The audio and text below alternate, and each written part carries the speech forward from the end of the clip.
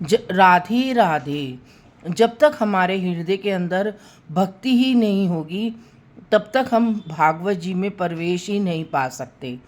तो इसके लिए हमें उद्धव के चरित्र को पढ़ना है, मीरा के चरित्र को पढ़ना है, गोपियों के प्रेम को समझना है, राधा के प्रेम को समझना है, माँ यशोदा के, नंद बाबा के, जितने भी भक्त हैं भगवान के, उन्हीं के चरित्रों को समझकर ही हम भागवत जी में प्रवेश कर सकते हैं। और ये भागवत जी के मुख्य द्वार हैं। आजकल हर कोई भागवत वक्ता भागवत के विषय में तो बताते हैं, लेकिन हमें कैसे प्रवेश करना चाहिए, हमें किन किन तत्वों पे आधारित होकर भागवत जी में प्रवेश करना है, वो उन तत्वों के विषय से नहीं बताते हैं। वो बस दो चार भजन गाते हैं, फिर थोड़ा सा सुना देते हैं, दो चार भजन गाते हैं। लेकिन संगीतमयी आजकल जो भागवत हो रही है वो संगीतमयी लिखा रहता है कि श्रीमद् भागवत महापुराण संगीतमयी भागवत, यानी कि इसमें संगीत के साथ साथ भागवत का श्रवण कराया जाएगा भक्तों को।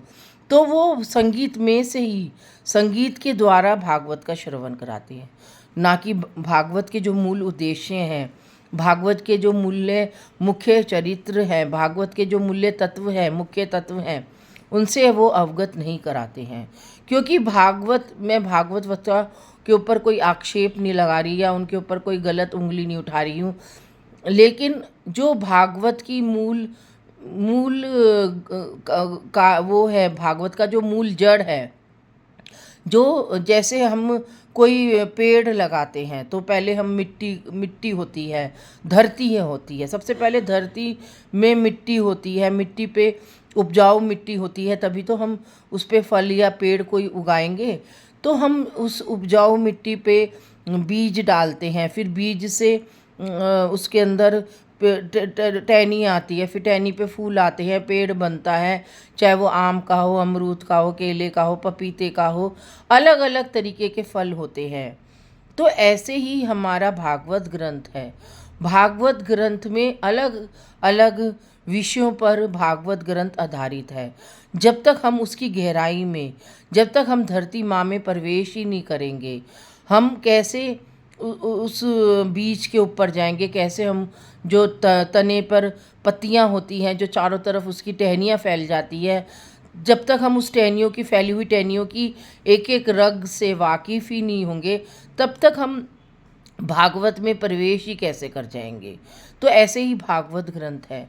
भागवत ग्रंथ एक वृक्ष की तरह है, कदम के वृक्ष की तरह, कल्प वृक्ष की तरह है। इसमें इतनी सारी जड़ें हैं, इतनी सारी टहनियाँ हैं, इतने सारे पत्ते हैं, हर पत्ते पे, हर रज पर परमात्मा ही तो है। अगर हम उन हर पत्तों को, हर टहनियों के विषय में, हर वृक्ष के विषय में नहीं जान पाएंगे, तब तक हम भागवत में प्रवेश ही नहीं कर पाएंगे। तो भागवत की गूढ़ रहस्यता, भागवत की गूढ़ प्रारूपता, भागवत की गूढ़ जो भी निबंधात्मकता होती है, हम उस विषय को जानने के लिए हमें पहले प्रेम को जानना जरूरी है, मीरा की भक्ति को जानना जरूरी है, गोपियों की भक्ति को जानना जरूरी है, राधा जी की भक्ति को। श्री जी ही सब कुछ है, तो श्री जी की कृपा का हमें पात्र बनना है। श्री जी की प्रेम को नहीं पाना, श्री जी की कृपा का पात्र बनना है हमको, क्योंकि श्री जी ही है जो भागवत की सबसे बड़ी काल शक्ति के रूप में भागवत में समाई हुई है। और उनकी कृपा के बगैर हम भागवत क्या, इस पृथ्वी, सृष्टि, इस प्रकृति और अपने अंदर जो हमारे अंदर सूक्ष्म शरीर है, आत्मा है, हम उसको कुछ नहीं समझ सकते जब तक श्री जी की कृपा नहीं होगी। और श्री जी की कृपा होते ही हमारे अंदर का जो एक आध्यात्मिकता का रूप है वो उभर के आता है, वो भी धीरे धीरे। बहुत सालों, कहते हैं ना कि भागवत ग्रंथ हमें बहुत सालों की तपस्या के बाद मिलता है।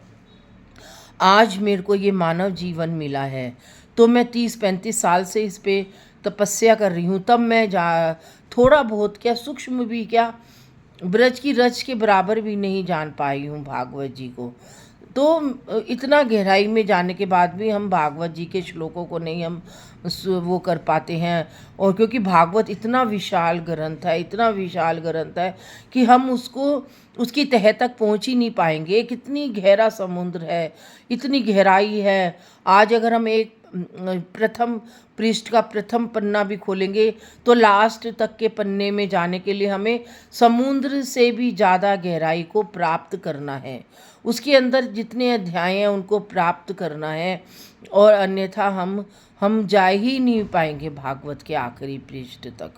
क्योंकि हमें एकाग्रचित्त होना है, हमें भागवत में जाने के लिए सच पवित्रता होनी चाहिए, हमें हमारे हृदय में प्रेम होना चाहिए, भक्ति होनी चाहिए, भाव होने चाहिए, और भागवत के प्रति पूर्ण रूप से समर्पित होना चाहिए। तभी हम भागवत में प्रवेश कर पाएंगे, अन्यथा नहीं।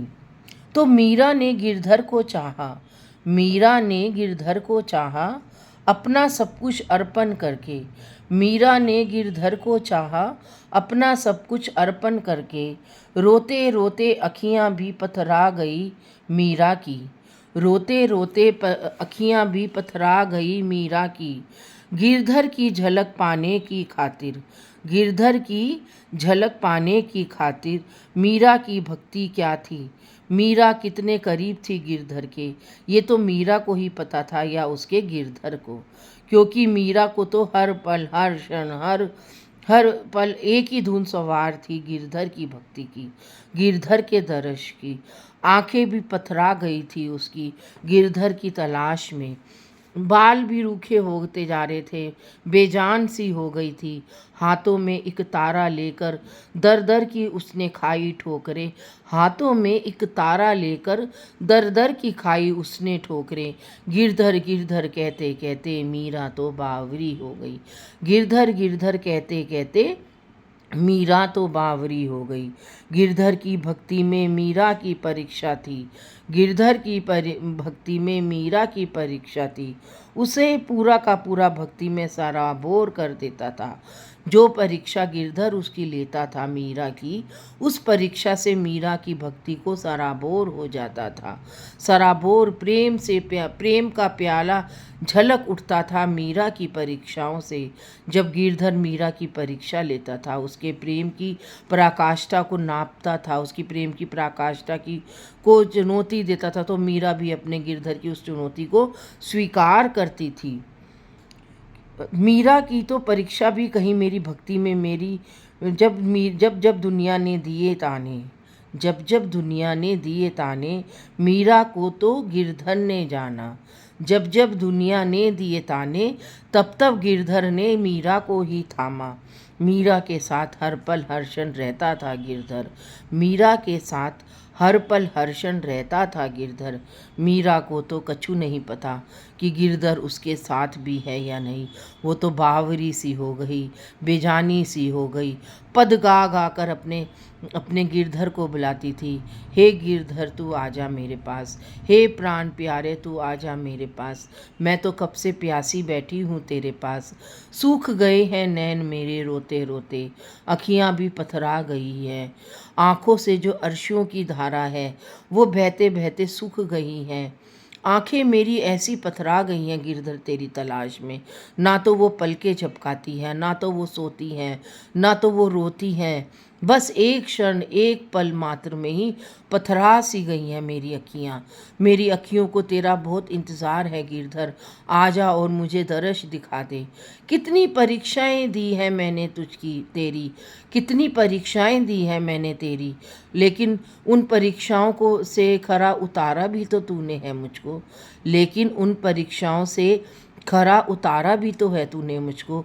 मैं जानती हूँ तू कौन है मेरा, और तू जानता है मैं कौन हूँ मैं तेरी। तुझ में ही मैं समाई हूँ, मुझ में ही तू समाया है। ये प्रेम क्या है, ये भाव क्या है, ये भक्ति क्या है? भक्त के लिए कुछ भी नहीं है। ये तो एक दुनिया को समझाने का एक तरीका है। परमात्मा में ही जब आत्मा समाई जाती है और आत्मा में ही परमात्मा समा जाता है, तो प्रेम क्या होता है, भक्ति क्या होती है, भाव क्या होते हैं। जब दोनों ही एक सार हो जाते हैं तो ना भाव रहती है, ना भक्ति रहती है, ना प्रेम रहता है, ना भाव रहते हैं। दोनों में ही एक समाये हैं, दोनों में ही एक आसक्त है, दोनों का ही एक रूप है, दोनों ही साकार है। चाहे वो राधा हो, चाहे वो मीरा हो, चाहे वो रुक्मणी हो, चाहे वो ध्रुव हो, चाहे वो राजा भरत हो।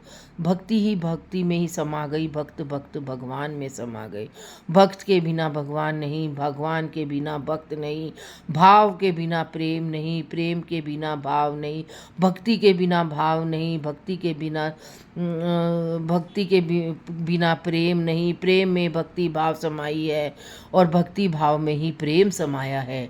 यही प्रेम की पराकाष्ठा है, यही प्रेम की उत्कंठा है, यही प्रेम की आधारशिला है। एक स्तंभ है भक्ति का, स्तंभ है ये सब चारों शब्द। और परमात्मा के जो ये एक वृक्ष है, भागवत जी का जो वृक्ष है, उसके ये बीज हैं।